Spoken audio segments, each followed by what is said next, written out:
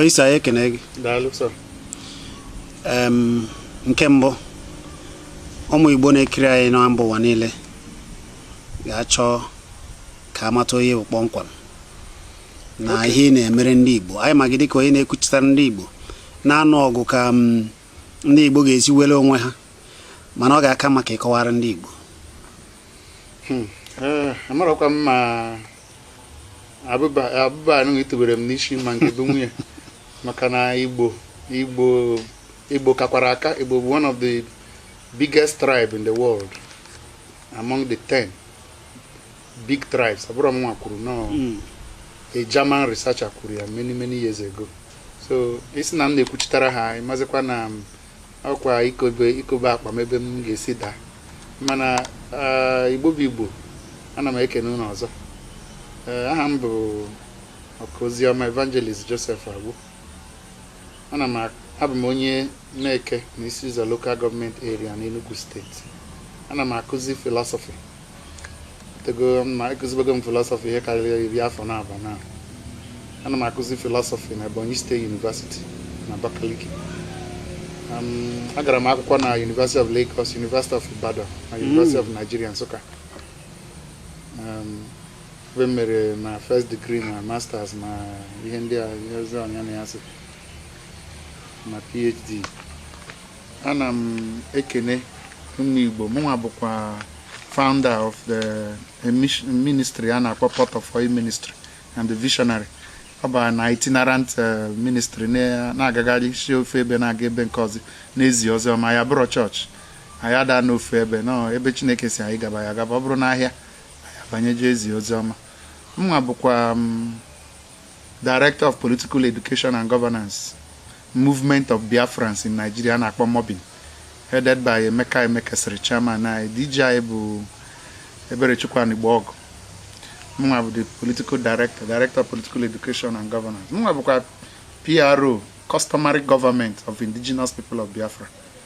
Bụrụkwa a member of Movers Nigeria, Movement of Voice for Democracy, and NGO. Bụkwara a member of Good Living Initiative, ma Committee for the Defense of Human Rights. I was also a former vice chairman of Campaign for Democracy, Enugu State chapter. So, adịghị ọtụtụ ihe Chineke nyere m amara ime ana m emebe. Ọ dị mma. Nke mbụ bụ ka anyị bidogo na nkọwa ndị Igbo were nsogbu na Naịjirịa. Ọ bụ na anyị were nsogbu, kedu ebe nsogbu anyị bidoro? Kedu ka ihe gbasara Naịjirịa na ndị Igbo ji bido? Ọ ga-afịa arụ itinye aka dịka isi na o bidoro na arọ dị otu a ma na o bidoro na deeti dị otu a, mana anya na period. Ihe mbụ m ga-ekwugodo bụ na anyị nwa bụ ndị Igbo, ha na-akpọ ndị Igbo nọ na Naịjirịa kịta.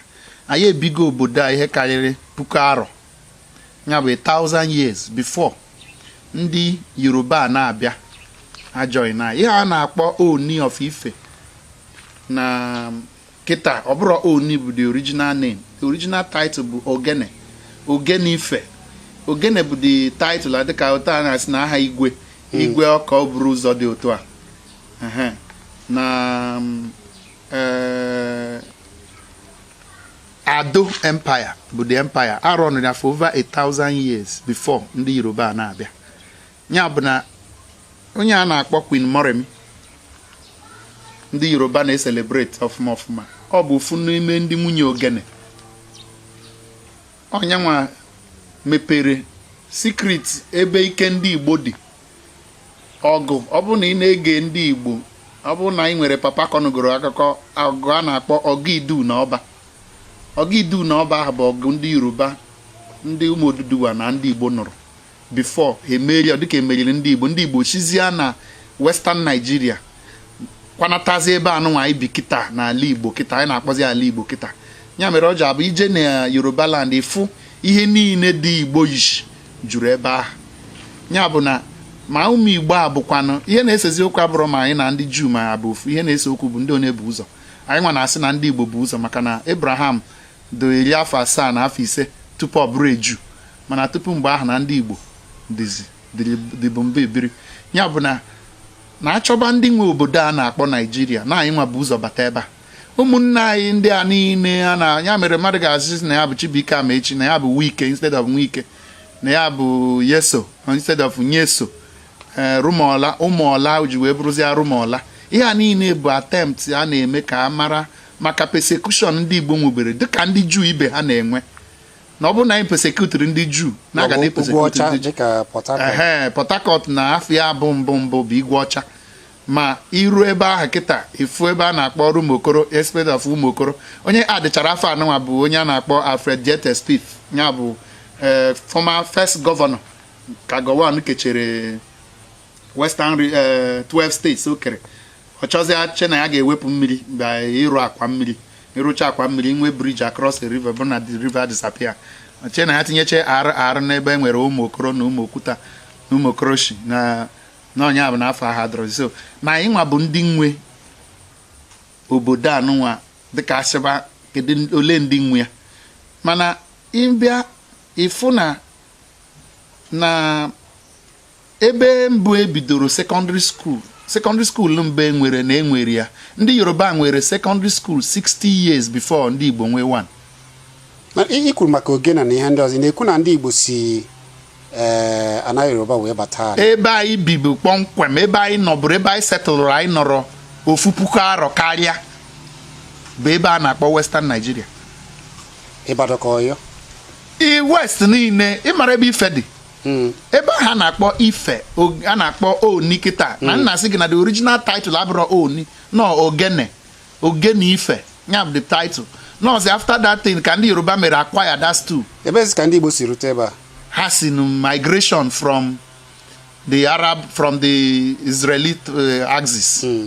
Ha na migrate na agbadata maka na ịgụ Genesis chapter 36 verse 16 iwe ebe a na-ekwu maka ụmụ Gad. The last three bụ Eri, Arodi na Areli. Mana nke a bụkwa another theory maka na onwe ndị theory bụ mbụ na originally na ndị bụ like ihe a na-akpọ Igbo bụ IBO bụ from the word Hebrew, HEEBOS, which is the same place eji nweta the word Hebrew, bụ the English version of Hybrid. So n'ifu na mmiri nọ n'ofite na-asụ. So now migration of several thousands of years ka abịaziri land ebe ha landịrị bi ebe ahụ for over 1,000 years run all that empire a na-akpọ the Ado Empire. Ya mere ndị Ọnịcha ji akpọrọ onwe ha Ọnịcha Ado inunuge. Ya mere ndị Ọnịcha ji akpọrọ onwe ha. Mana ndị si na esi Jew si Israel wee batazie wee bịa na nri ozi ebe ahụ ka ndị Igbo nọ wee gbasazie. Mba, nri anyị mere arrive na nri after Ogidu na Ọba. The theories now after Ogidu na Ọba ka anyị landịrịziri na nri ebe a nụnwa anyị nọzi kịta ebe anyị sizi wee gbasaa nya ebe na-ekwu nri eri, which is that eri dị na Bible a eri. Ndị Igbo nọkọtasị ga-eri oge ịghọta gị na ya mere eji ekwuru eri oge ahụ. So na adị ma na ihe historical facts bụ na o nwere ebe ga-etrace gị dị ero ike agwụ ịmarọzi ka mana ọ bụrụ na anyị si Western region nọrọ ebe a gịnị mezi na ndị agha anaghịzi asụ Yoruba ebe a na-ewe a ga-ewe ndị Igbo ka nọ ebe a aka ewe ndị Igbo ka nọ ga-ebi na Western ga-akpọ mbe ha Western region. Ọ bụrụ na anyị niile esi ebe a wee batazie n'ala Igbo dịka isi kwuo dịka ihe a na-akpọcha Ijebe Igbo Elewu mana ha na-asụ asụsụ Igbo. Mba, ọ bụrụ sị ada asụsụ na-asụsụ Igbo because ndị mmadụ migrate si na ndị Yoruba tekziri over ụmụ Oduduwa bụ tekziri over that place. Mana afa bụ afọ Igbo juru eju ma ị gaa na Yoruba land, gaa na Ọyọ, gaa na Ekiti, ị ga-afọ afa bụ afọ Igbo juru eju dịka Oyigbo nke na Lagos. Nke ahụ bụzi na ohere amadụ ịkpọba afọ ahụ kịta. Mana ịfụ ya ijụọ ma ndị Yoruba maara ihe a na-ekwu na-achọrọ ibend history, ha ga-agwa gị ihe anụnwa na-ekwu na ọ eziokwu. So mgbe Azik na-ewin election na 1951 na Western region, I was telling them si ha na ọkwa basic ka Azik winere election.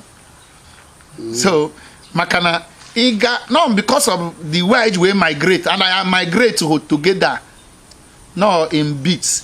So na ihe anụnwa na-asị na Igbo enwere eze bụkwa ashị.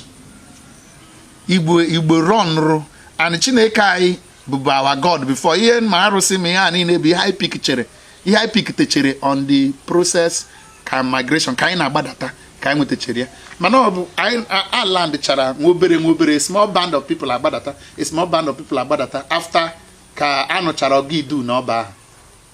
Ọ dị mma.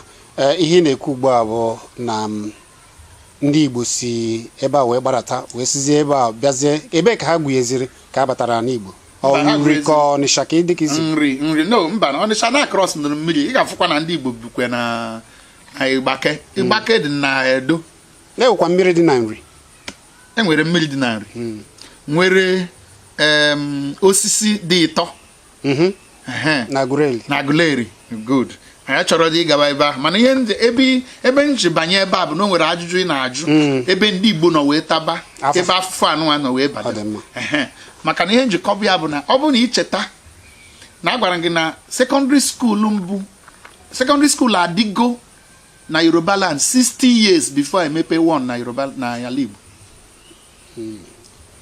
mana within a spate of 30 years ebe from 1920 to 1960 to 1950 ọ bụrụ just na ndị Igbo chụbara ndị a buru ha ụzọ gụba akwụkwọ mana ha chụbara ha chụta ha jide ha gafere ha mee ha overtake ya mere mgbe a na-emepe the first university college na Nigeria University College Ibadan e nwere 7 professors ebe ahụ mmadụ 4 bụ ndị Igbo mmadụ 3 abụrụ ndị Yoruba emecha ọ bụrụ onye Igbo bụ the first vice chancellor Professor Kenneth Onwukadike ya bụ so mgbe ndị ọcha bịaziri ebido colonialism maka ka ndị Igbo si dị versatile no ha nwa nọ everywhere ha nọ ebe ọbụla maka na ndị Igbo ndụ anyị do egalitarian ya bụ na onye ọbụla na-ebi ndụ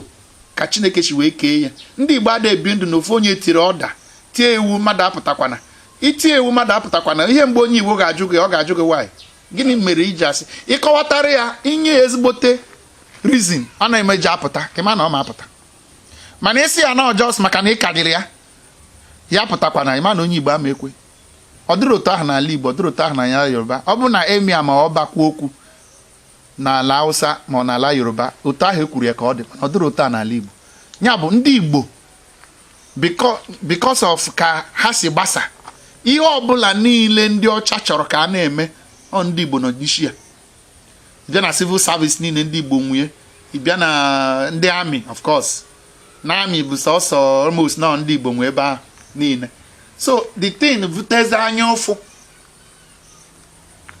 o nwerekwa ihe ọzọ ndị Igbo mere no because mmadụ ama je na n'ọda ma ọ bụ jee yọba Chineke si ya biko kekwene ihe o ji kee m bụrụ onye Igbo isi ijụba ajụjụ ahụ ma na ị ga-ajụ Chineke kekwene ihe o ji bụrụ onye Igbo wepụtara ịntanetị ụwa niile iji wee nọrọ ebe ị nọ n'afọ makịta maka na Philip Emeagwari bụ the father of the internet bụ onye Igbo ka ọ bụ so na ọ bụ ihe anụnwa lead to anya ụfụ ebe anụnwa otu anụnwa Hitler ji wee si na ya ga-ememi na ndị Juu niile otu aka eji si na a ga-ememi nakwa anyị na Naịjirịa o nwere ihe ọzọ nchọpụtara a ga-asị na ọnyanwa mere ihe eji fụzi anyị anya ụfụ afụrụ anyị bidozie na eji wee bido the first program ogbugbo egburu anyị 37,000 n'ugwu Hausa between May and September 1966 bụ ihe butere agha ihe mecheziri bute agha na 1967 to 1970 ma since ahụ a kwụsịrị ịgba agha na ndị Igbo nọkwa na bondage biko a na-ekwu na a na-egburu ndị Igbo oge a enwere ike ịrụta aka ihe ha si na ndị Igbo mere eji gbube ha amarọ m ihe ọzọ m ga-ekwu na asị m o nwere ndị si na maka na Agụ Ironsi promulgated decree number 34 of May 24 1966 na ọnyanwa nsị ha mba na ọ bụrụ ọnyanwa bụ the cause na ọnyanwa bụ matches awụbugo fuel a na-achọ ihe a ga-asị maka na ihe anụnwa na-asị ka anyị bụrụ otu ka anyị bụrụ otu ka anyị bụrụ otu ekweterọkwa na anyị ga-abụbụ otu mbụ na 1953 ka 23-year-old Anthony Nahoro muvuru motion ka Nigeria nwee independence asịcha n'ụwa the first riot e nwere na 1945 the second one abịaza da 1953 bụ ogini ka Nigeria bụrụ independent country. Ndị ugwu asị mba. So na maka na ha chọrọ ka ha nọrọ onwe ha. Ọ bụrụ na ịgụọ o nwere ihe Tafawa Balewa kwuru, mba emir ndị North kwuru na 1944 ebe ndị West African Students Union jere emite ha si ha ka ha nwee constitutional reform ka Nigeria nwee ka ha bido kwadobe Nigeria independence. Ha mechaa meeting wee release a communique. Ana m ekwu communique ahụ n'oyibo. The communique states, and I quote, "Holding this country together is not possible except by the religion of the prophets. If they want political unity, let them accept our religion," unquote. You have 1944. So now nwere obodo mgbe ha chọburu ka anyị ncha niile bụrụ ofu. 1948 ka emechara budget defense na Nigerian Legislative Council. Ka onye mechere bụrụ Tafawa Balewa mechere bụrụ prime minister make a statement where say, all of you people who always think that Nigeria is one, this is wrong. Especially you press people. Nigeria is not one country. All these southerners coming up to the north do not mix with the north, and we the northerners do not mix with them. In fact, we the northerners, we regard them as invaders. Nigerian unity ends outside these chambers. Unquote. You have 1948. The man who made Chereboro prime minister 12 years after. So if na asị akpọrọ anyị enwere ihe ọzọ na-abụ just na anyị bụ ndị Igbo. Of course, achọkwazịa ndị ụka alakụba na-achọzi aka anyị niile na-akpụ isi ala. Ma ya marọ na ya ada akpụ isi ala enye anyanwụ na ọ bụ ọbasi dị n'elu Chineke ka ndị Igbo na-akpụ isi ala na-enye Chukwu. The idea of Chukwu adịbụrụ n'ala Igbo before. Chukwu came from the long juju of Arochukwu. Ya maka atọgụrụ Suku. The long ha na-akpọ ya Suku nwere kesha spell ya. Na onye maka akpọbara Chukwu. Ndị Igbo enweburu chi nke bụ nke ukwu na nke nta mbụ. Ya na-akpọ Chineke bụ Chineke ma ọ bụ ọbasi dị n'elu. So the idea of Chukwu bịara mgbe a bịara nwewezie ụmụ arụsị asịza na nke a bụ nke ukwu ya, mana originally onye Igbo enwere ihe a na-akpọ Chukwu bịa nwee chi nke nta mba, ọ batara abata na our lexicon. So na asị akpọrọ anyị nwere ihe ọzọ na-abụrụ just na anyị bụ ndị Igbo. So agreement promulgate that decree ka Nigeria bụrụ ofu dịka ndị army united, army operates a unitary system, ọsịsa ka Nigeria bụrụ ofu. Ha sị ya chaa na ọ ga-eme abrogate that decree na Nigeria abụrụ ofu. Na nwere north, nwere east, nwere west, onye ọbụla nọrọ nke ya. A na-ekwu 5 days later, May 29, ebido gbuweze ndị Igbo na ndị east niile nọ na n'ugwu Hausa. Egburu ya bata na July 29, 1966. My father sị na akpọchiri ha, my father bụ onye army, ọ sị na akpọchiri ha ndị army ndị Eastern Nigeria, akpọchiri ha 400, gbugide ha gbufo ha mmadụ 44.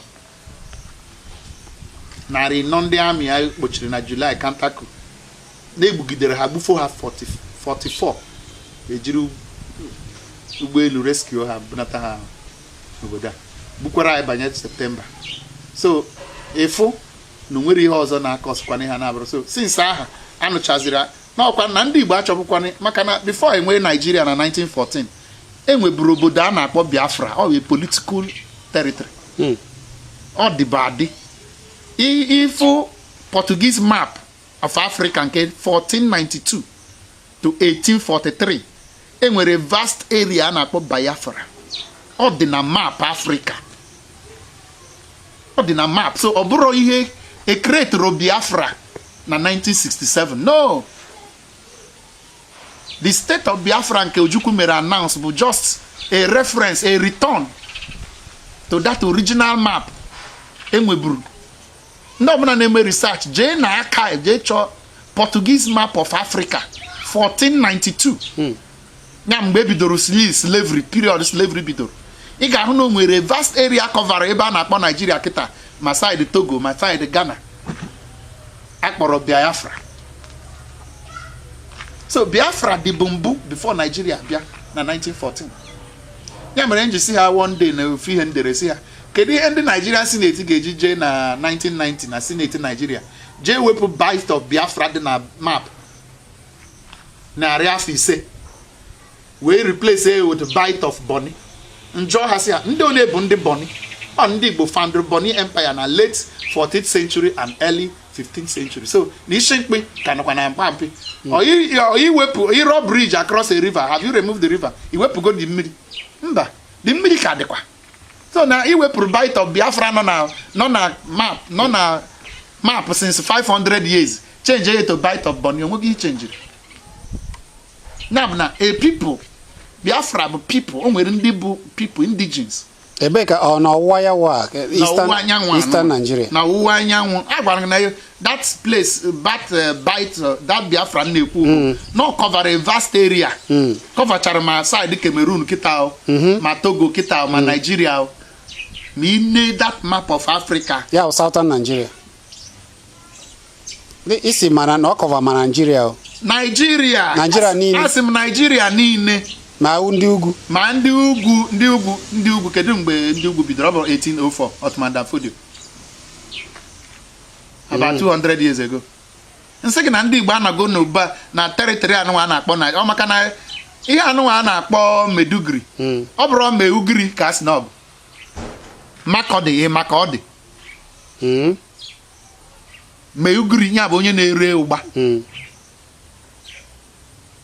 Ma this man a na-akpa Kpakpando, a sị na Kpakpando ahụ bụ Okonkwo and Sons. A na-epronounce, amara ka a ga-esi pronounce Kpakpando and Sons. So akpọbaza, that's how the name Kpakpando came. So ndị ma na ndị Igbo na-azụ ahịa aga everywhere. So na ebe m na-ekwu na cover Biafra bụ ma part of Togo na ma Cameroon. Ọ bụrụ just na sọsọ Nigeria ọwụwa anyanwụ, no. Ọ dị ma gịnị buteziri na ndị Igbo ebe ha were ụdị ihe dị otu a na-abịa kpagide ndị Igbo kparuo ndị Igbo otu a ndị Igbo apụtazighị wee were ofu onu wee zọta ihe a na-azọ. Ojukwu emena nke ya ga eje na Aburi mechaa ihe niile. Gọwan pụtazi ugbu a sị na ihe butere ọgwụ a bụ na Ojukwu bịa tụọ asị na ọ bụrụ ihe mere na Aburi Ojukwu bịa kwuo. Kedu ihe ị ga-ekwu gbasara nke akwa nụrụ ihe ahụ Gọwan kwuru nso a? Ị ma na nsogbu m nwere bụ na General Gọwan o nwebụkwa mbọsị m kwuru na amarakwa m Baịbụl Chineke anyị dị egwu. Ọ bụrụ na General Gọwan na-abịara ala Igbo yipụta akwụkwọ okwu ya zọdo okwu n'ala si na ihe ya mere adịrọ mma, ọ ma jekwa eluigwe ma ọ bụrụkwa mma jiki. Maka na ọ na-asị na ọ bụrụ ihe kwuru, ọ bụ sọsọ Gọwan na Ojukwu gara mitin a. Ndị gakwara mitin erika ihe mitin emere na Aburi na January 4 na 5 1967 anchored by General Joseph Ankara. Ndị mere the meeting buru ibu. So Gọwan ama atụ nwaashị n'ihe edere na meeting maka ọ bụrụ sọsọ Ojukwu ji anata. Ndị Ghana ji ya, ndị ọzọ mere meeting as observers ji ya. O nwere ihe a na-akpọ verbatim report of the Aburi Accord. Ka esi mgbe meeting okwu onye ọbụla kwuru, ka onye ọbụla si tinye okwu. Ọ dị available. So na mmadụ ibe asị na Gọwan isi na ọ bụrụ ihe kwuru, mana adị m ata ya ụta maka na ọ bụrụ ọ mara ihe ọ na-ekwu maka na ọ a willing tool. Ọ bụrụ na ịgọ ihe ahụ Ahmadu Bello kwuru na 1960, 11 days after Nigerian independence, Ahmadu Bello, Premier of Northern Region, was telling ndị ya na ya na-achị n'ugwu Hausa, ọ sị ha, I quote, "The new nation called Nigeria should be an estate of our great grandfather Ottoman Danfodio. We must ruthlessly prevent any change of power. We use the minority in the north as willing tools and the south as a conquered territory. We must never allow them to rule over us. We must never allow them to have control over their future." This is the unquote. Gọwan bụ minority in the north. Us na have willing tool. So ihe Gọwan mere m ga-asị na ọ bụrụ onye nwa o jiri aka ya mee na agwara ihe ọ ga-eme, ọ na-eme na nke ọ na-akọzi kịta gịnị mere na ọ na-ekwuchi okwu ike mgbe Ojukwu dị ndụ ọ bụrụza kịta Ojukwu nwụrụ ọ na-akọzi ka ga-asị na ọsọsọ nyanwa na Ojukwu bụ ihe jere mee mitin with ndị angel.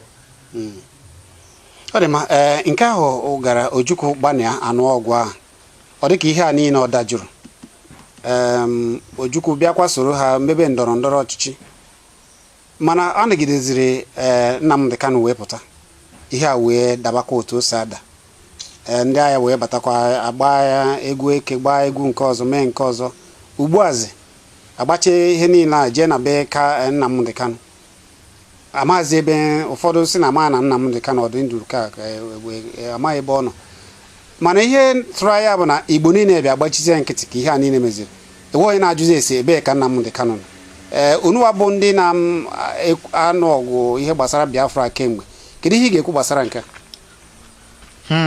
ajụjụ anụnwa nwekwere ọtụtụ ihe ịma na abụ m onye ozi ọma and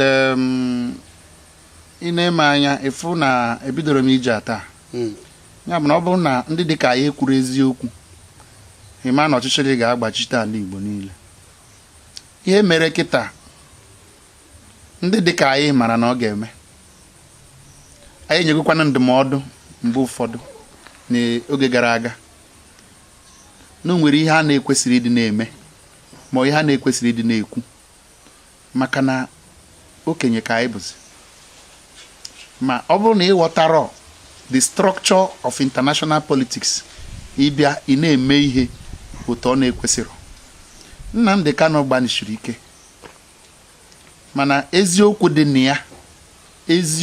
na ya bụ na ọ bụrụ Nnamdi Kanu bidoro IPOB ya bụ eziokwu ndị mmadụ na-amasịrọ na okwu sere ndị ya na Supreme Council of Elders ndị tekere Nigeria to court o nwere ndị gbara akwụkwọ against Nigeria na Nigerian court na Owerri FHC/COW/CS/192/2013 indigenous people of Biafra versus ndị Nigeria Attorney General Nigeria na-aga court ha o nwere ihe ndị ụwa na-atụ anya na ndị Igbo kwesịrị ịdị na-eme anyị enyego advice nye ndụmọdụ oge gara aga afọ gara aga ọnwa gara aga si na ike adịrọkwanụ n'okporo ụzọ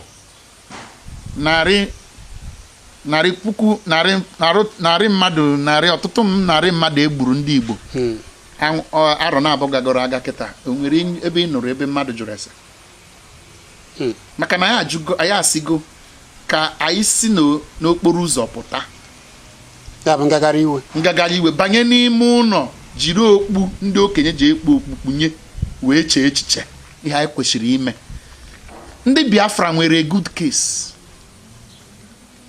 Biafra were anya mana o nwere ihe ndị ụwa na-ama enyere anyị aka mee na-abụrọ ma anyị bidoro ya mebie nke ọma ihe ahụ bụ na ọ bụrụ na anyị ga-apụ na Nigeria ịma na anyị ga-apụ legally, constitutionally and diplomatically.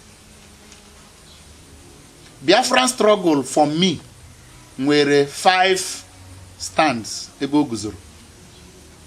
Ana m akpọ ya SPLID. SPLID. Enwere spiritual angle, ya mere anyị ji ekpere ekpere. Enwere political angle, ya mere anyị ji sị na anyị ga na participate na politics a na-eme na Nigeria. Ka anyị take over the Biafran political space.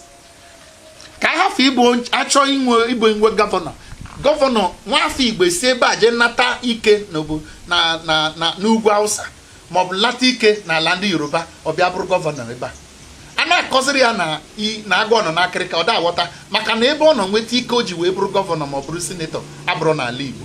Anyị sị na anyị ga-achọ ndị bụ ndị Igbo, ndị bụ ụmụ anyị, ndị bụ Biafrans, ka ha take over our political space. Na o nwere ihe ekpetere ya na ọ bụ na anyị chọrọ freedom nọ ebe a ka ọ ga-ebido ma unless ma anyị chọrọ ije were egbe ma ya afụgo na egbe enwere ihe ọ na-agbatazi maka na ndị Sudan nụrụ ọgụ 10 afọ na-abụ karịa mechakwa nachite azụ bịa tụba vote.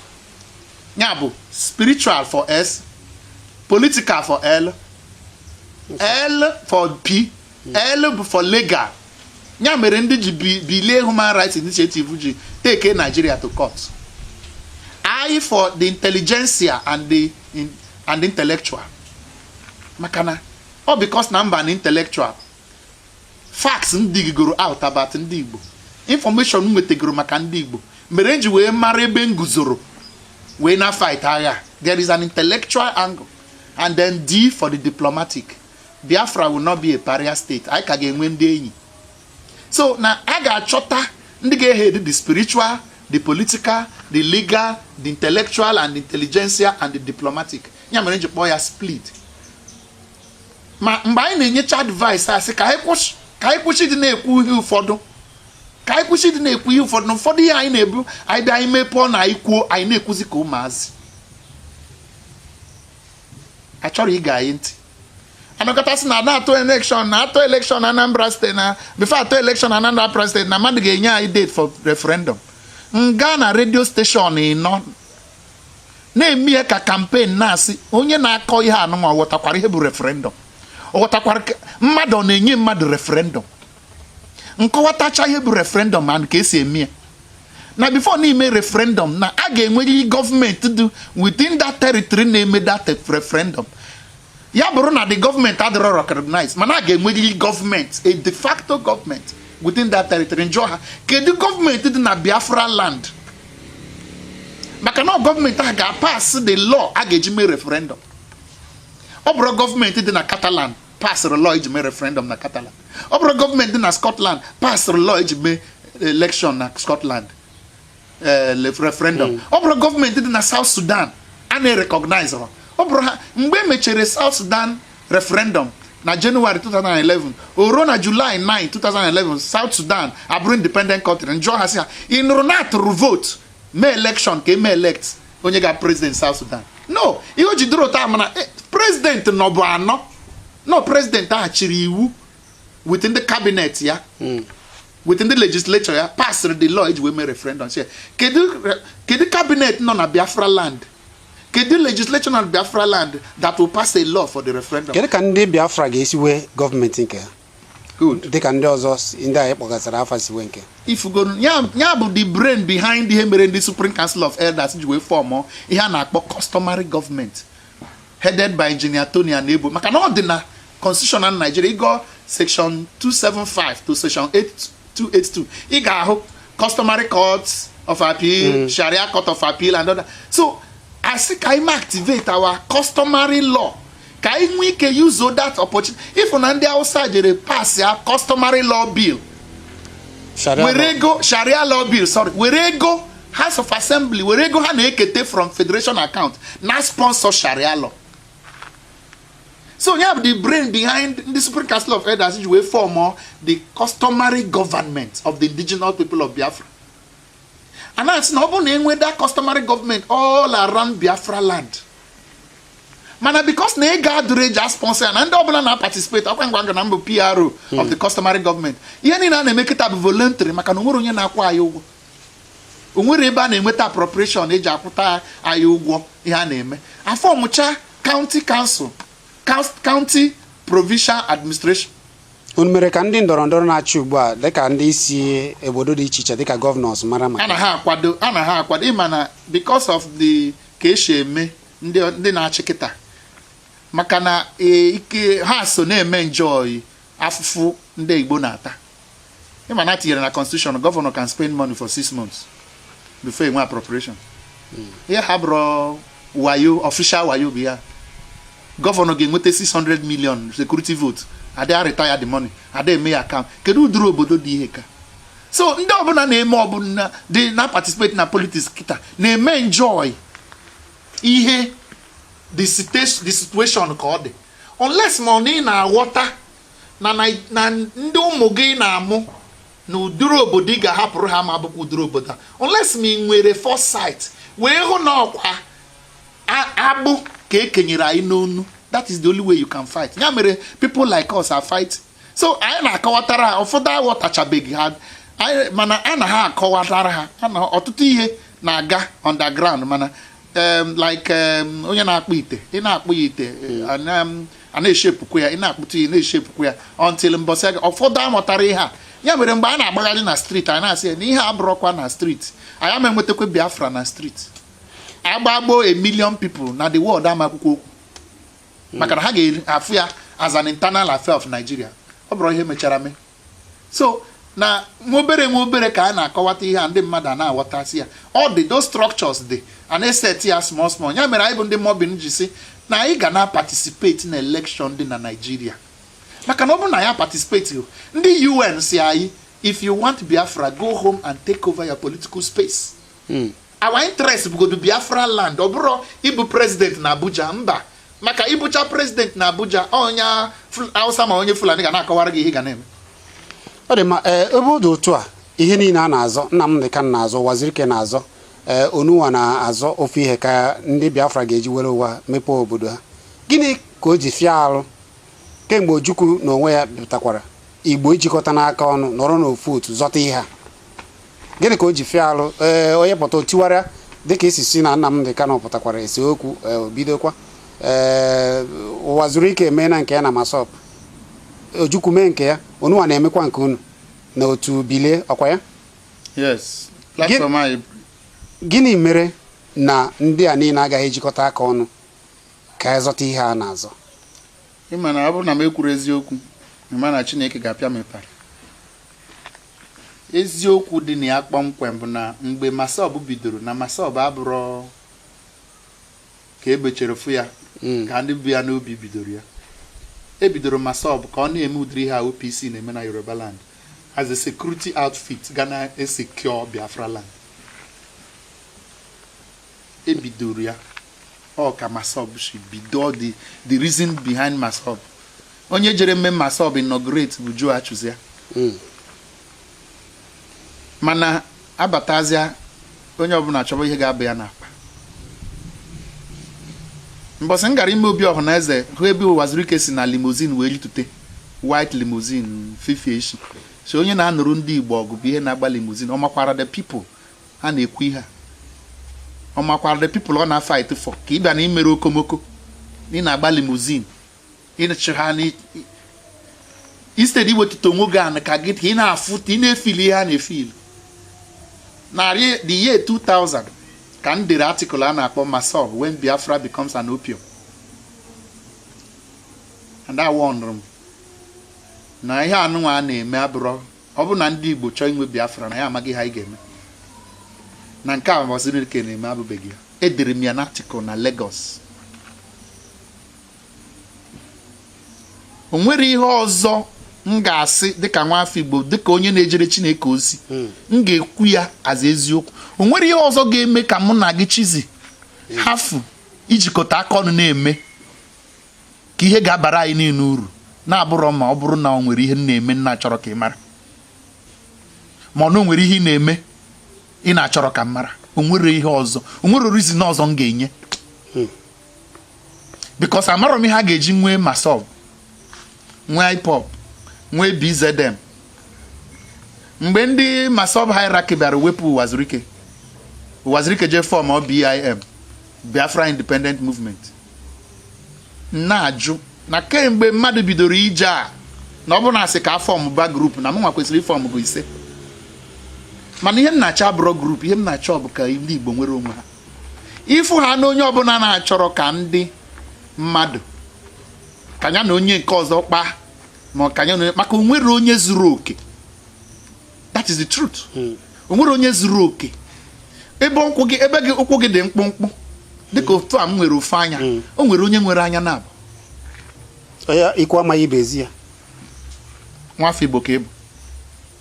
Ọ bụrụ na o nwere onye zuru oke, kirizi ihe bụ na anyị ma nweta compliment nke gị na-emis, gị nwa compliment nke m na-emis. Ihe na-agbata ihe a bụ na o nwere ihe ha na-enweta. Ọ bụ na o nwere gwanụ m ihe ndị a niile jama esi ofu ụzọ na-aga. Ọ dị ma nkezi ihe mere ugbu a ebe ọ dịgoro otu a na onye ọbụla na-ekwu onye nke a sikọrọ ịba ọkwa ebe a, ọ ga-aka mma ka mmadụ niile bịa ka natazi ọnụ na otu ọhaneze dịka ọhaneze, ka ọ bụrụ ọhaneze kwubeziri mara ụzọ esi aga ugbu a. Ọhaneze ekwugo na ihe a chọrọ bụ ka a hazigharịa Naijiria, ka onye ọbụla nọ na mpaghara nke ya na-ahazi obodo ya. Ọ dịtụkwa ka o yitụrụ ihe a ekwuru na ewere ọchịchị na-achị ala Igbo dịka omenala Igbo, customary way of government, na ọ ga-aka mma na ọ bụrụ na enwe mpaghara ndị Igbo na-atụ otu a na ọ ga-aka mma ị na-ekwu ka onye ọbụla bata n'otu ọha na eze ma ọ bụ ka isi fụ otu ọha na eze ugbu a nke onye nze nna ya wodo na-achị ugbu a ọha na eze nọ ugbu a na-agbalị ihe mma bụ na ọha na eze nọ kịta ka ọha na eze anyị nweburu na ka m were ya na arụ iri rute kịta mgbe ọha na eze bidoro ha mara a na-ekwuru anyị achọrọ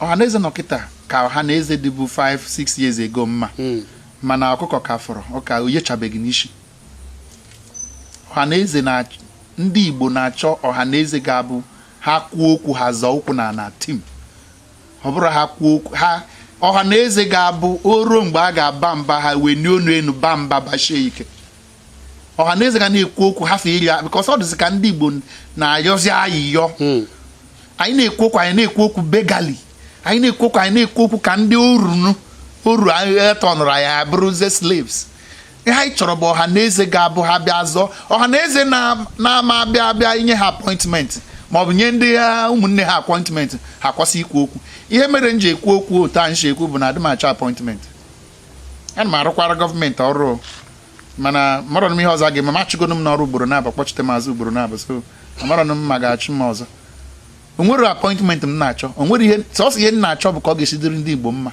ọha na eze anyị na-achọ bụ ọha na eze ga-abụ ọkwa mbọsị a na-asị na a ga-enye 88 billion na 50 billion bụ compensation for Biafran victim njụọ ha na redio si ha ndị one bụ Biafran victim the whole Biafra land dị victimized ahịhịa dị na Biafra land victimized osisi dị na Biafra land victimized asị m na edere afa 685 people no ha ma bụ victims of Biafra nsị ọkwa mmadụ bụ ihe jere mee negotiation a ọkwa mmadụ bụ ihe jere mee negotiation a wee kpacha ya wee si na ihe a ka a ga-eme ha hafụ isi na ọ bụrụ ike ego bụ isiokwu mind the way na ego a na-eke bụ ego si na Biafra land pụta the wealth the 88 billion where is it from? It's from Biafra land.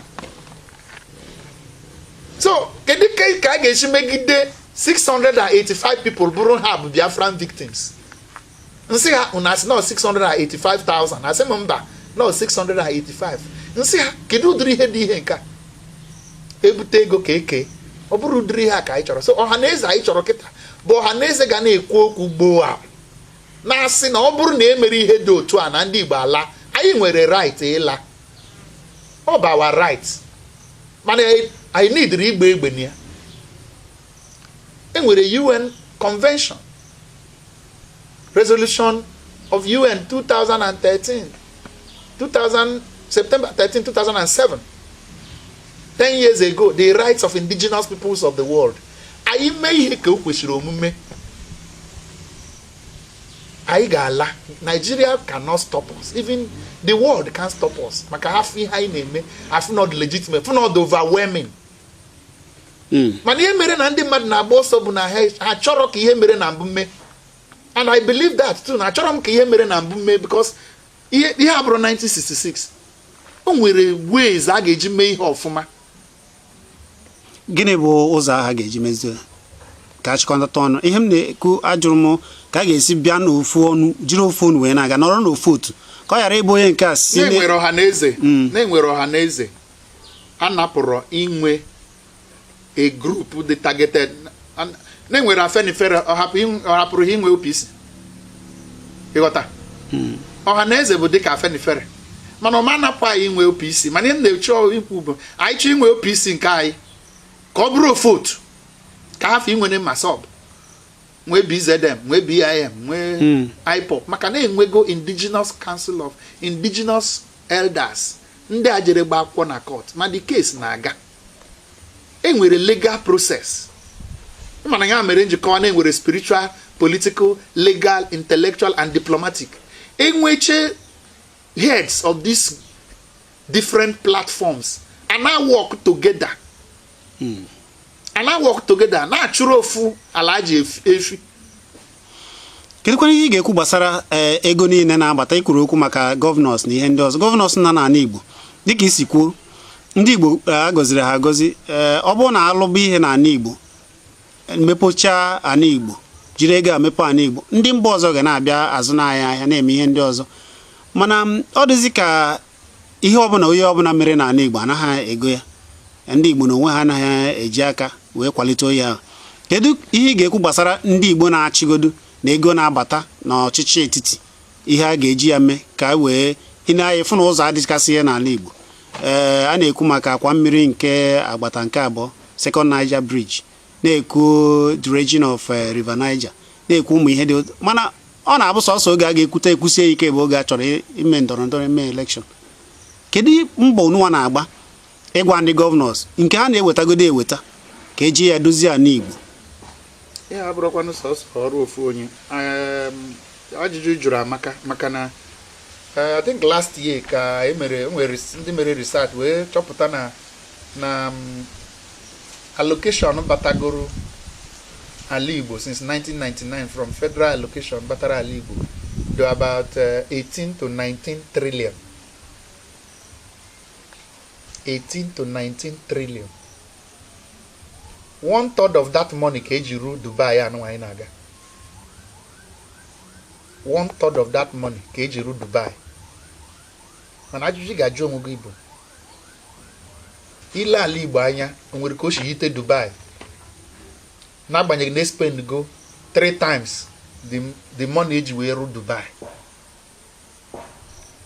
The problem bụ na corruption karịzi ma o nwere onye enweziri right ijide constitution Nigeria bụ ezigbote fraud jidere Nigeria kechaa ya unu onye bụrụ gọvanọ ọ bụrụ God a na-ahụ anya onye bụrụ president ọ bụrụ God a na-ahụ anya ya bụ na part of the problem bụ anyị nwa mana ifu na enwere structure mere o ji wee do otu ahụ structure meziri na onwere onye na-ajụ ese ọ bụrụ na ndị gọvanọ niile since 1999 na-atinye jee cheke onye ọbụla bụrụ gọvanọ pụọ sọsọ skuulu ha rụrụ bụ private bụ ihe nke na-function ọfụma sọsọ ahịa ha nwere nke ha rụrụ bụ nke na-function ọfụma nke ahụ bụ nke mmadụ niile adarọ cheke gọvanọs niile ma ọ na Enugu ma ọ na-Abịa ma ọ na Anambra ifu na that is mmadụ akwụrụ ọtọ na-ezu ibe ya ori na-ezu ori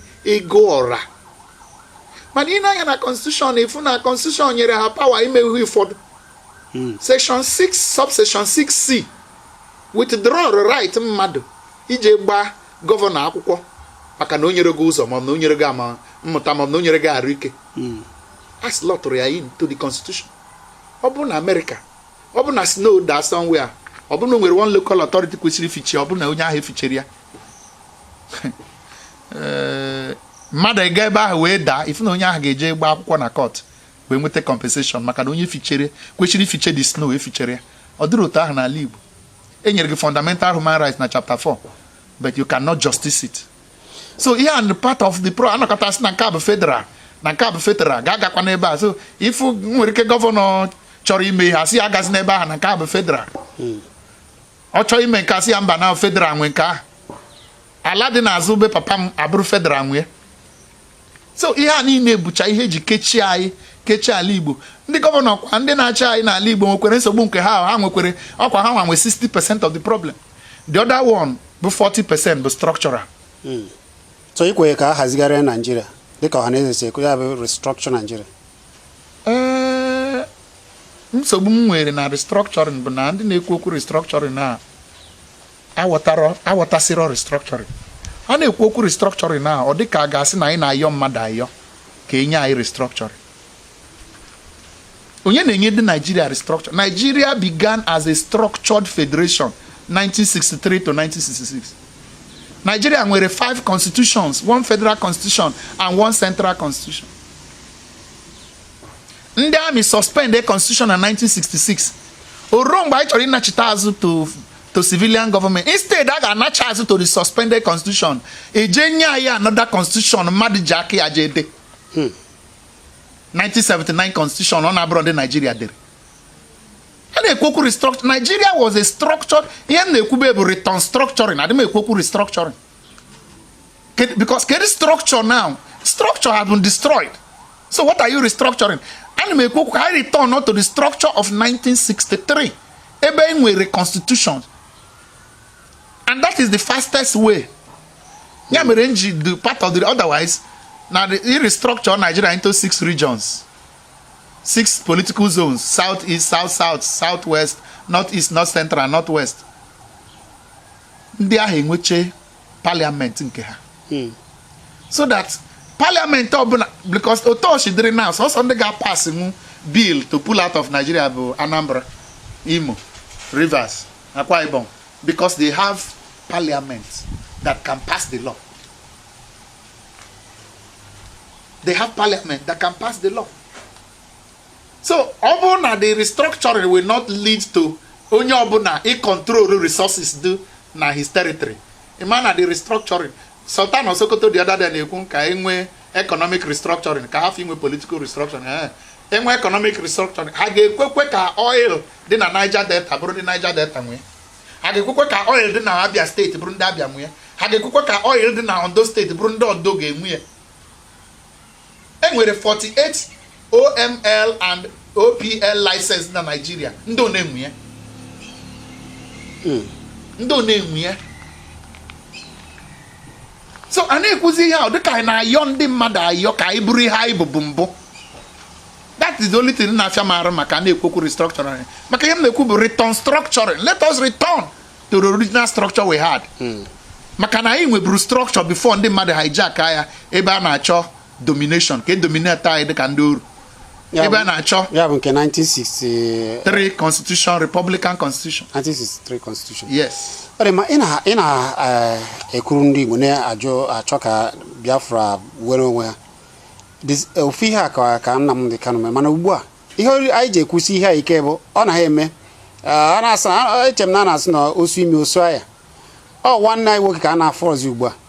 Unu na-eji iji a na ndị okenye na ndị ọzọ gbachie nkịtị. Ọ dị mma otu a. Gịnị mere na anaghị ajụ ese ole onye ji Nnamdi Kanu ka ọ bụrụ chekwa eziokwu na-ada ajụ. Ịma ọ bụrụ eziokwu na-ada ajụ. Anyị na-ajụkwa. Ndị na-ajụ mana ịma na ndị Igbo na-ekwu okwu ese ịjụọ m njụ onye. Ịjụọ m njụ onye. Maka na ihe mere ndị mmadụ ike jigwu ndị mmadụ maka na ọ dị ka a ga-asị na ijiji na-anụrụ ndụmọdụ na-eso ụzọ ana n'ili. Mana like some of us digoro matured, anyị ama tupu the baby away with the bath water. Na aga m chọkwa ka a ga-eshikupụta nwatakịrị a sara arụ wụpụzie mmiri dị det. Maka na ndị na-ajụkwa, mana ihe mere ike jigwu ndị mmadụ kịta bụ na amara ebe a ga-ebido jụba ajụjụ a. Ndị amị bịara kemgbe ndị amị bịachara afụzi. Mana ndị amị si na ọ bụrụ na ha nwaji. Ma mụ nwa amarakwa ebe ọ nọ. Nwa amara ebe ọ nọ maka ikwenyere m na ọ bụrụ ndị amị ji ya. Maka na ọ bụrụ ndị amị ji ya, ha kara ikpopụta gị n'ụlọ ikpe. Ya m nkwenye m nwa as Joseph Agbo. Ụfọdụ ka na-ajụkwara ma ọ ka dịkwara ndụ. Well, mụ nwa kwenyere n'ime mmụọ m na ọ dị ndụ, ọ bụrụ na mmadụ gwara m. Mana ekwenye m n'ime mmụọ m na ọ dị ndụ na nwebeghị ihe merie. Maka na ọ bụrụ na ọ nwere ihe merie, mebi mmụọ m kara ịgbagoro m asa, agbagoro m ama. Mana ekwetara m na o nwere ihe merie. Ekwenyekwara m na ndị amị ji ya. Ebe ọ nọ ka nna amara. Mụ nwa sokwa na-ajụ ajụjụ a na-ajụ kedu ebe nwanne m nwoke nọ. Maka na egburu eke tere eru etere azụ, ọkwa nwanne m nwoke ka ọ bụ. O plego a lot of roles na this struggle. Mana ihe na-ekwu bụ na anyị ncha niile mbọsị mụ na ya fụrụ na May 8, 2017. Mụ na ya kwuru okwu for 45 minutes.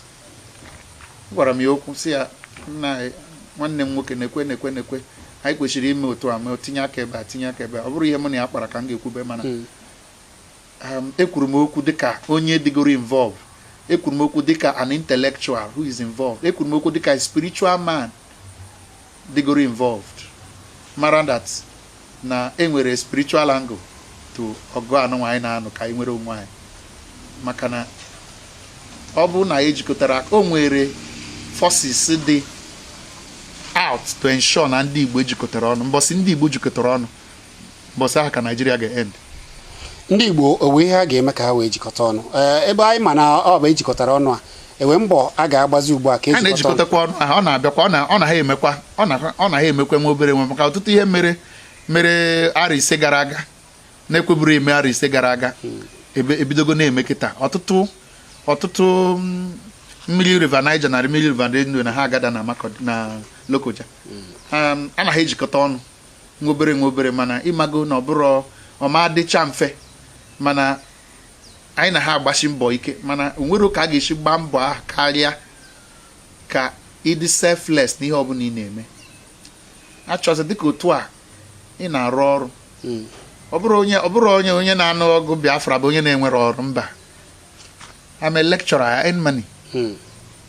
I do research, I go for conferences. Mana ọ ma hapụ m ikwu eziokwu ma oge eziokwu ruo.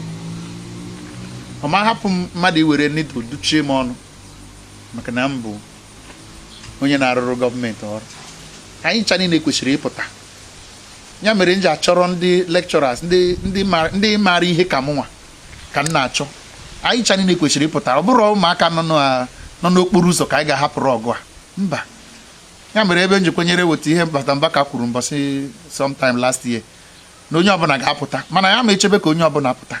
Ndị pụtagoduru ka anyị na-aga anyị na-convince ndị ọzọ a na-join anyị akwụba aka anyị ọtọ na-eme ihe anyị na-eme na-ekwu eziokwu hapụ ịtụ asị maka ịtụọrọ onye Igbo asị nwere ihe na-eme nwere ihe ga-egbu onye Igbo ka ịtụọrọ ya asị ị ga-eji nata ego tinye n'akpa ikwuo ya ọ chọpụta mana ya mere ihe ọbụla ga-eme ka mkpụrụ n'eziokwu na njem a n'ije a na-eje nyanwa ka m ga-eguzoro na ya ọ bụ na ọ ga-eyi isi m ya ji isi m. Ọ dị mma na mpecha okwu kedụzi ozi ga-ezipụrụ ụmụ Igbo nọ na mba ụwa niile ugbu a gbasara otu ndị Igbo ga-esi were onwe ha na otu ihe na-eme n'ọchịchị ugbu a achọrọ m ka i jiri okwu a ka a na-apịachi ọnụ na ọchịchị a na ugbu a ọchịchị APC na nke a na ugbu a kedu ọnọdụ ndị Igbo nọ ya nụrụ mpụ na awọ ka ego si efu na ihe ndị ọzọ na ka o si adị kedu ka ndị Igbo ga-esi were onwe ha na otu a ọchịchị anọ n'ime ya ugbu a na ozi ga-ezipụrụ ụwa niile ka anyị na-apịachizi ya ugbu a.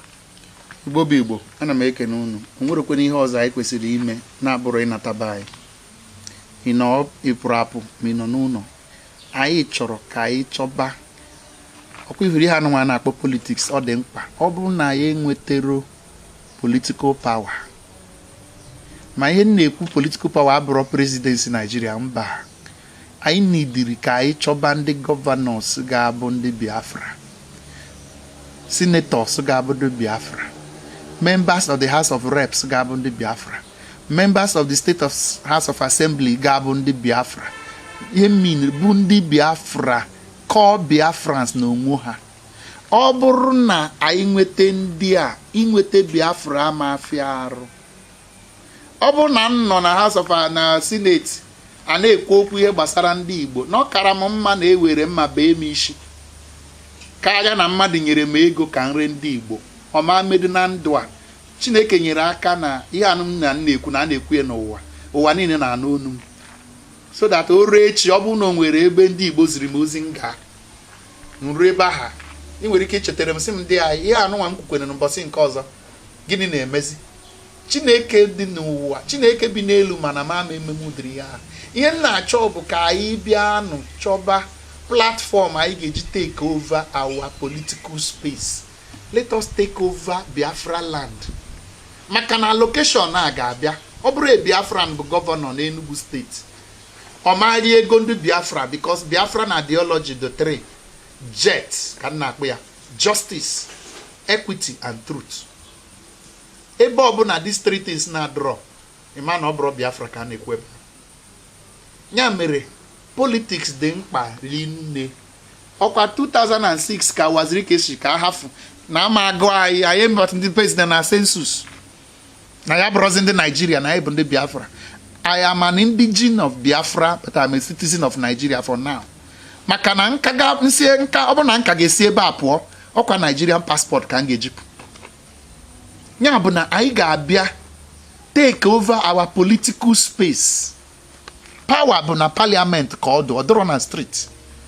Amarọ m ihe ọzọ anyị ga-ekwu karịrị nka ndị anyị fụrụ na United Nations some years ago si anyị if we want Biafra go home and organize your people take over your political space. Ọ bụrụ ihe niile ka anyị ga-ekwuche na redio ndị Igbo si na ada agba izu n'afịa ụfọdụ ihe ka a ga-abụ anyị bịa anyị akpa plan and strategy anyị ga-use maybe implement nke anyị kwekọrịtara nke anyị na-ekwekọrịta anyị ahapụ ya ọgwụcha ya bụ and plan structure ha adịgo already ya mere anyị ji create a mobbing ya mere anyị ji create a customary government ọ bụ na anyị nwee customary government a niile nwee provincial administrators all around Biafra land ha na-emit bịa nwee local county council ọnọdụ local government bịa nwezie community customary government ndị a na-akpọcha town union ọ na-etriklu down achọ take the decision around Biafra land.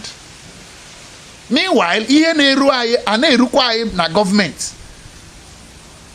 achọ ndị ga-represent ndị Biafra ndị customary government aga represent ndị na-emekwe politics a na-eme apasa customary government bill ewere ego from the houses of assembly na sponsor the customary government. This is otab one of the ways ekwesịrị iji mee ihe a ọ daba ọfụma enwe Biafra abụrụ a mandate, Biafra bụ a process. Anyị ga na-eme nwayọọ nwayọọ until anyị nwere onwe anyị. Anyị mee ihe anyị kwesịrị ime taa. Anyị bido mmebe ihe anyị kwesịrị ime taa. Mgbe anyị ga-enwere onwe anyị amete aka. Mana ọ bụrụ na anyị na-agba yara na-agbasa agbasa na-eme akpọ ga-esi hapụ ndị ịma na-ekwu asị na anyị nwee Biafra na anyị amatụdụ vote.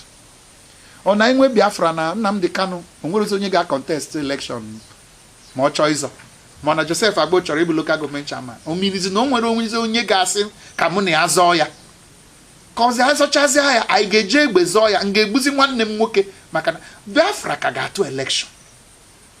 So na ka mma na anyị practice bere ya kịta na-eme ya ọfụma justice, equity and truth jiri eziokwu na-esi ya. Ọ bụrụ na anyị jiri eziokwu nwe mbọsị na-ekwu okwu na redio na-asị na ọ bụrụ na isi na-anụrụ Igbo ọgụ ma okwu ashị ka ị na-ekwu na aka ga-akwụrụ ọtọ na motiv ga-akwụrụ ọtọ ị mara na mbọsị ị ga-ada na ị ga-apịa ya imi gị na anụ sụkwa anya gị. Ekwuru m ya na redio maka na arụ na-afụzi m ụfụ ebe m na-afụ ndị na-achọ ihe ga-aba ha n'akpa ewere afụfụ ụmụnne ha na-ata werezie ya as a pawn on a chessboard. Mba, Igbo dị too much, Igbo dị too big for mmadụ iji afụfụ anyị na-ata. Ịtara ndị Igbo afụfụ, ndị Igbo mara ka esi eto dike mere ihe, ndị Igbo mara ka esi reward onye mere ihe. Mana ọ bụrụ na awọrọ ha aghụghọ, ọ bụrụ na ha nwa chọpụta aghụghọ na awọrọ ha, ịma na ha ga-akwụkwa gị asị. Achọrọ m ka ndị Igbo kpọọ onye ọbụla asị gbakọtanụ ka anyị gbọọ mamịrị ofu ebe ka ọ gbaa ofufu. Ajụmajụ maka ọchịchị ugbu a mpụ na aghụghọ a na-asị n'ebe niile na-ebukwara ego nke afụkwa ego nke a kedu ihe ị ga-ekwu gbasara ọchịchị a mana ndị Igbo sokwa na nọrọ n'ọchịchị a na-achị ugbu a kedụzi ozi ga-ezipụrụ ha? Nwere ihe ọma ma ihe ọjọọ a ga-eme n'obodo Naijiria onye Igbo na-adịrị ya ga-eme onye ọbụla ma nke a ma ndị ugwu ma ndị ofe mmanụ ma na onwere ihe ọbụla a ga-eme n'obodo a ma ọ bụ ihe ọjọọ mana ndị Igbo na-asị na ka esi ha ọkwa ugbu a na ndị Igbo ahọtakọbara ndị Igbo n'ọkwa na ịmara ihe nna chọrọ ikwu ihe ahụ bụ na mụnwa ma bụ na ọ ga-eme otu a kedụkwana ihe ị chọrọ ka o mee ebe ọ bụ na onye Igbo ka a ga-enye ego nwanne gị eje ree gị mgbe ejire Nnamdi Kanu ọ bụrụzi mmadụ kwuru aha o ji nọrọ na hotel room na hotel ọnụ ọkwa onye Igbo kwuru asị gị na onye Hausa. Ihe na a ga-achịnye itinye ọnụ n'ihe na-eme na Abuja bụ na ihe na-eme na be anyị na-ejikọtabeghị aka anyị ọnụ maka na ihe na-eme na Abuja ka m tụrụ anya na ọ na-eme. Abuja is not working. Aburi is rejected. We are the Araba junction. Ya mere na maja ata anya itinye ihe na-eme na Abuja bụ ihe kwesịrị ime maka na agwọ ga-ama ihe dị ogologo. Ihe ọbụla ji aghụghọ wee bata ga-eji aghụghọ na-aga jiri aghụghọ bie. So o nwere ihe na-eme n'ebe ahụ gbagwojuru m anya maka na amaghị m na otu ahụ ka ọ ga-esi dị. Ya mere ihe na-eme na be anyị na Biafra bụ ihe dị m mkpa. Ihe na-eme na Babylon na Abuja bụ ihe kwesịrị ime na-eme ebe ahụ. Aghụghọ a na-aghọ ebe ahụ maka na aghụghọ bụ ihe wetara APC. Aghụghọ ka ha ga na-eji na-aga. awụọ ka ha ga-eji bie mbọchị ọ ga-ebi.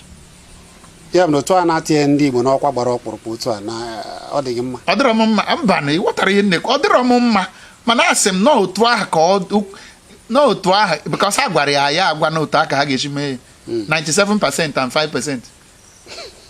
Ọ bụrụ ihe a gwaburu anyị na 2015 ka e winere election.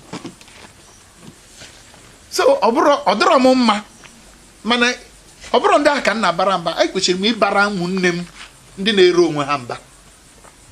Ihe na-eme anyị bụ 70% internal, 30% outside. Ọ dị mma.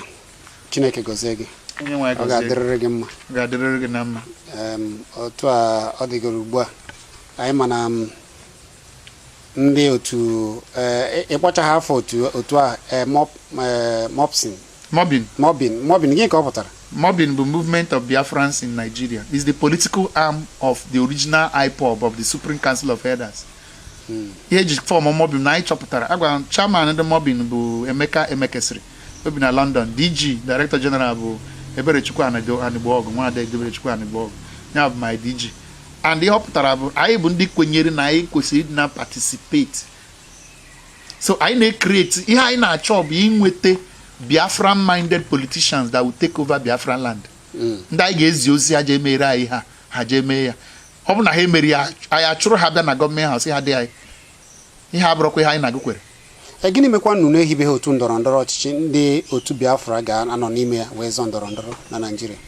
Enweburu mgbe anyị chọrọ iso UPP zọọ ndị UPP awụ anyị n'ala weta ashị niile ha tụkọbara anyị si mba.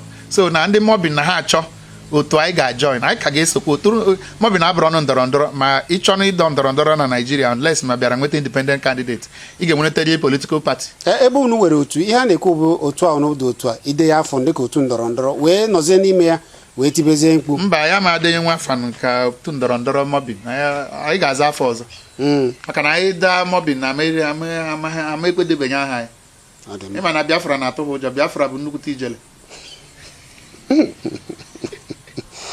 Anyị ga-achọ anyị na ha achọ otu ndọrọndọrọ ọchịchị ga-enwe ihe amara na nke a bụ nke Igbo dịka apụga dị ugbu a mana ya apụga nke Ojukwu hibere ụfọdụ sikwa n'ime ya bido ụfọdụ chọọ ịzọta oke ndị Igbo abata n'ime ya azọtacha isi n'ime ya pụọ.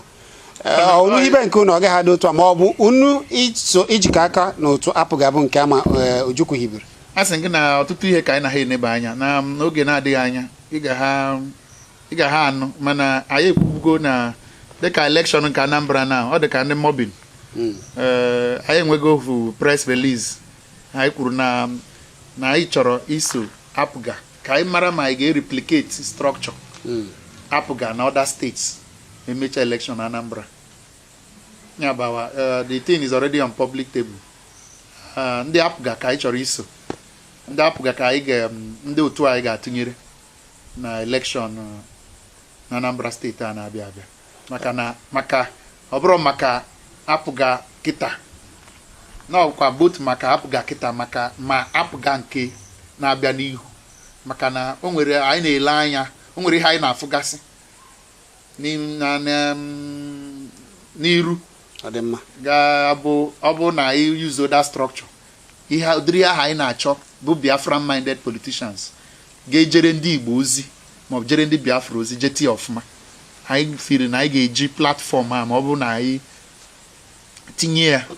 tinyechie ike tinye ụkwụ na ya banye ọfụma wee nye aka biudo ya mana Enugu mana Anambra mana Ebonyi mana Abia mana Rivers mana Imo mana Akwa Ibom Biafran land niile. Ọ dị mma. Chineke gọzie gị mana ya ga-ama ịhapụghị na ajụghị gị egwu eke agbara na ndị agha bịa gbaa na ihe ndị ọzọ ama oge ị na-ekwu ya na-ekwusi ike na-enye ndụmọdụ gị. Egwu eke agbara ka na-agbakwa ya kedu ka isi fụ ya nakwa otu ndị ije n'obodo ije na ụzọ Igbo dị iche iche fụ ebe ndị uwe ojii na ndị agha kwugasị nọrọ onye isi ọha na eze ekwugo ya n'ụdị ihe dị otu a na-ewe ka ọ si dị ndị Igbo na a na-akpazi ndị Igbo akpagbuzi ndị Igbo akpagbu. Kedu ka esi fụ egwu eke a na ka ndị agha ji jupụta n'ala Igbo? Otego na ebido tiwe mkpu anụnwa mgbe a na-eti mkpu mgbe mmiri ka nọ n'obe ụkwụ mmiri a na-achọzi mmiri anọzi anyị n'onu anyị na-emezi mkpọtụ ihe a bụ result ihe nkịtị anyị gbachiri since maka na the truth bụ na Biafra land is under siege ihe a bụ intimidation ka a na-eme anyị nwere ihe ọzọ kedu ka ndị Igbo ga-esisi na nke mkpagbu apụ nwere ihe ọzọ na-abụrụ ijikọta ọnụ mbọsị ọbụla ijikọtara ọnụ nwere ihe ndị a ga-eme anyị onye ọbụla si na ya ga-eme ndị Igbo hala agwụchichata ya nwere ihe ọzọ nwere ụtọ ọzọ na-abụrọ mbọsị anyị jikọtara ọnụ ihe akwụsị so that ihe m na-ekwu gị nwa na-ekwu ya ịma na ama agbaji nwaanyị mana ọ bụrụ na o nwere onye a mịtara eje nye ego sitekwa na Biafra land ego ọyịla anyị eje nyekwu ya ọ bịa bitere anyị ịma na o bitere cha ya ọ nachitekwa azụ nwere ihe ndị Igbo ga-eme ya ịma na ọ ga na-aga n'iru mana mbọsị anyị kwadotere agba uchichi ataba mmadụ chifu ụtụtụ asị gị na o nwere onye a na-afọrọ asị na agba uchichitara ya nke ahụ ebe ọ bụrụ na onye na-akpa si na ndị Igbo ama adị mana ihe m maara bụ na Jizọs Kraịst a nwa dobere anyị ebe a na onweghị ihe mmadụ ga-emegide n'ụwa a ka ekpochapụ anyị mana ọ bụrụ ka anyị na-adị ndụ just dịrị ndụ for ndụ sake bụzi my worry now na ọ bụ ka anyị dị ndụ dụọ ndụ ọfụma tozuo oke mee ọsọkwasị rụọ ụzọ niile dị n'ala Igbo rụọ briji nọ na River Niger onye Igbo bụrụ president ọ solvebeghị problem anyị maka na ihe na-ese okwu by identity. I am a Biafran and there is nothing anybody can do. Nwere ihe mmadụ ga-eme maka ya. Imagine gogoria. Imagine ụzọ rụtụ ya. Imagine presidency nothing. As far as you deny me recognition as a Biafran, this matter will continue. Adema Chineke gozie gị. Onye nwe anyị gozie. Ọ ga-adịrị anyị niile mma. Adama ụmụ Igbo ya na-akparịrị okwu bụ Evangelist Joseph N. Agbo. Ọ bụ onye nkuzi na mahadum, ọ na-eme nchọpụta na enyocha. Ọ nọ n'otu dị iche iche. Ọ bụkwa onye na-ekuzi ka Biafra ga-esi were onwe ha ike n'ụzọ pụrụ iche. Ewe na-asị na ọ ga-adịrịrị ndị Igbo ma onye isi anyị ekene gị. Chineke gozie gị. Onye nwe anyị gozie gị.